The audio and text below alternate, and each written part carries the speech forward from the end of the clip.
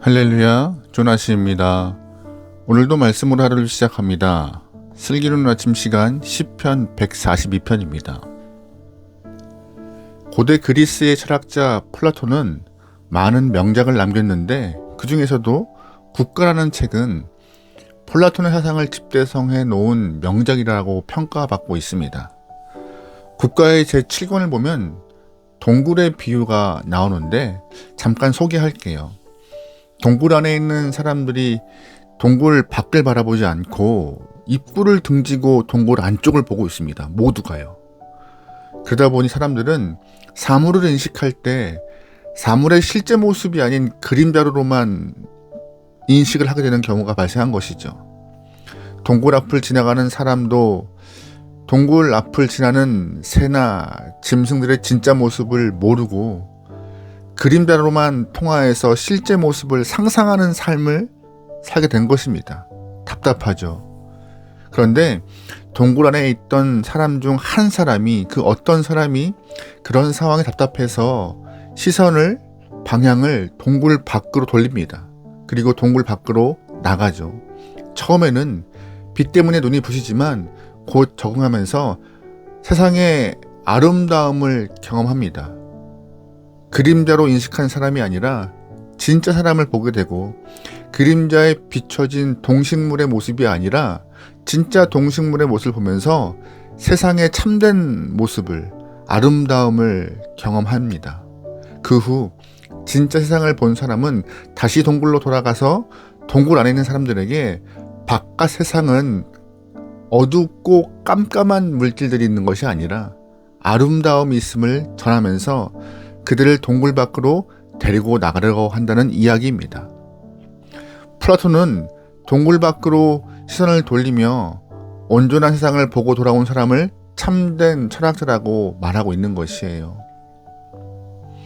우리는 이 비유에서 인상 깊게 보아야 할 것은 사람들이 앉아있는 방향입니다.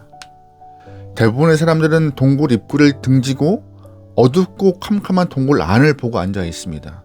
그런데 안타깝게도 오늘날 많은 사람들이 동굴 속에 있는 것과 같이 캄캄하고 갇혀있는 것 같은 답답한 삶을 살고 있다는 것이죠. 분명히 밖은 환함에도 어두운 곳을 향하여서 걸어가고 있는 사람들이 많다는 것입니다. 캄캄하고 답답한 상황 속에서 벗어날 수 있는 답이 있을까요? 오늘 본문은 그 답을 제시하고 있어요. 오늘 시편의 표제어는요, 다윗이 굴에 있을 때 지은 마스길 곧 기도라고 되어 있습니다. 본문의 시인인 다윗은요, 살아남기 위하여서 실제 동굴 속으로 숨어 들어간 사람입니다. 그는 10년이 넘는 시간 동안에 광야를 전전하면서 광야에 있는 굴이란 굴을 다 들어가면서 몸을 숨겼을 것입니다. 동굴의 어둠 속에서 답답함을 경험하고 현실의 낭망함을 느꼈기 때문에 더 자유를 소망하며 갈망했을 것입니다. 그런데 놀라운 것은 다윗은 그 답답한 굴 속에서 하나님을 찾고 있는 모습이에요. 1절 말씀입니다. 내가 소리내어 여호와께 부르짖으며 소리내어 여호와께 간구하는도다. 내가 내 원통함을 그의 앞에 토로하며 내 우환을 그의 앞에 진술하는도다. 아멘. 깜깜한 동굴에서 하나님을 향해 소리를 지르고 있는 다윗의 상황이 얼마나 절망스러울까요? 사실 다윗이 큰 범죄를 저지르고 도망가다면은 자신의 죄로 인한 것이기 때문에 특별히 할 말 없겠지만 죄가 없었어요. 살기 위하여서 도망친 상황인지라 더 허망하고 더 괴로웠을 것입니다. 하지만 1절 말씀의 고백 가운데 다윗은 희망을 발견하죠. 왜냐하면 지금 다윗의 방향은 동굴에 있지만 동굴 안쪽 더 어둡고 막막한 곳을 바라보는 것이 아니라 동굴 밖을 향해 서 있고 자신의 원통함을 하나님께 토로하고 있기 때문입니다. 다윗은 동굴 밖의 빛을 통하여서 하나님을 보고 있는 것이었어요. 우리의 삶도 다윗과 같은 방향, 다윗과 같은 모습이길 소망합니다. 다윗이 동굴 밖에서 빛을 보면서 하나님을 경험했던 것과 같이 하나님은 우리에게 빛이시고 우리에게 새로운 소망으로 가까이 하시는 분이심을 깨닫게 소망합니다. 그리고 다윗은 자신의 경험을 통해 우리에게 말하고 있어요. 깜깜한 동굴에 있다 할지라도 너의 시선과 방향을 주님께 옮기라고. 그것이 살 길이며 소망과 희망을 경험할 수 있다라고 본문을 통해 말하고 있습니다. 그래서 오늘 슬기로는 아침 시간 초반부에 얘기했던 플라톤의 동굴 비유에 등장한 참된 그 철학자가 오늘 본문의 다윗인 것 같아요. 동굴에 있지만 동굴 밖을 보아라. 거기에 빛 대신 주님이 있다. 오늘 우리도 다윗처럼 굴 속에 있다고 경험될 때가 있죠. 나는 왜 굴 속에 있는 것과 같이 어둡지? 캄캄하고 어두운 내 삶은 언제 끝날까?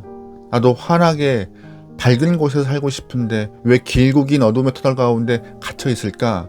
이러한 암울한 질문들을 하면서 힘든 삶을 살아갈 수 있습니다. 하지만 지금 내가 동굴 속에 있느냐, 동굴 밖에 있느냐, 그거 그렇게 중요한 문제 아닙니다. 중요한 건 뭐예요? 방향입니다. 동굴 속에 있어도 동굴 안쪽을 바라보고 있다면 그 사람은 더 캄캄한 삶입니다.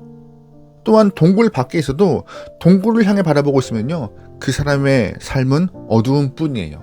하지만 동굴 안에 있어도 빛을 바라보고 있고 동굴 밖에 있어도 빛을 향해 걸어간다면 그 영혼의 방향은 희망과 소망을 허락하신 주님이 허락하신 곳인지라 삶에서 힘을 얻을 것입니다.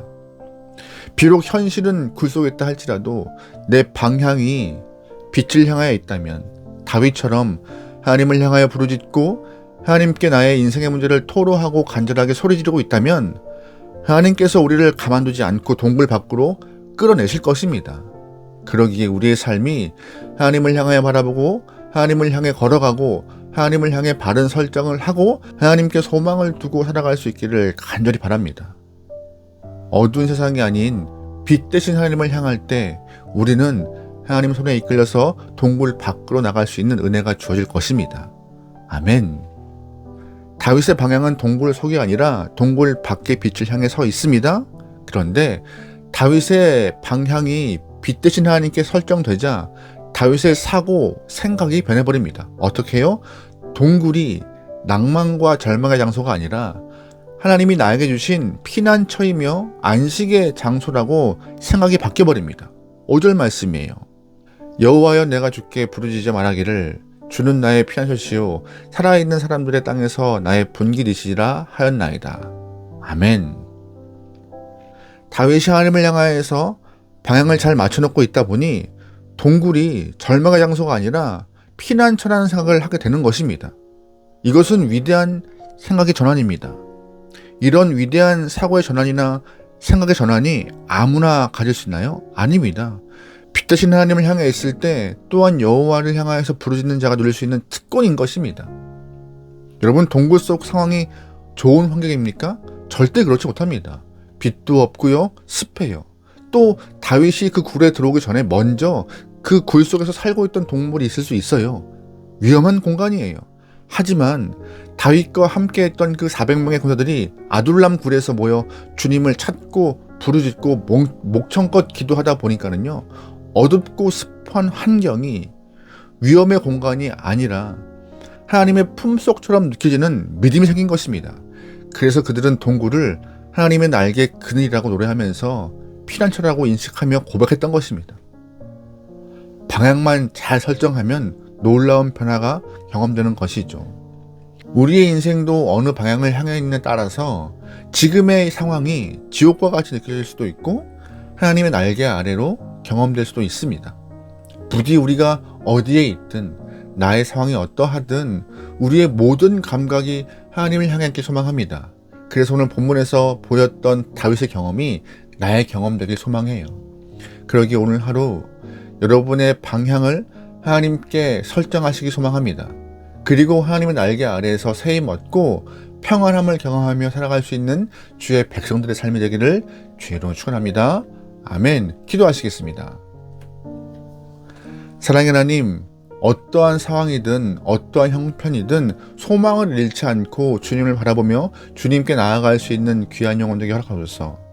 주님 때문에 희망의 노래를 고백하며 따스한 주의 손길을 경험케 나오니 하나님이여 오늘 우리의 삶을 인도하여 주시옵소서. 이 땅에 소망 두지 않겠습니다. 주님께 소망을 두며 살기 원하오니 우리에게 승리함을 허락하여 주시옵소서. 평안함을 허락하여 주시옵소서. 모든 걸 맡겨오며 예수님의 이름으로 기도합니다. 아멘.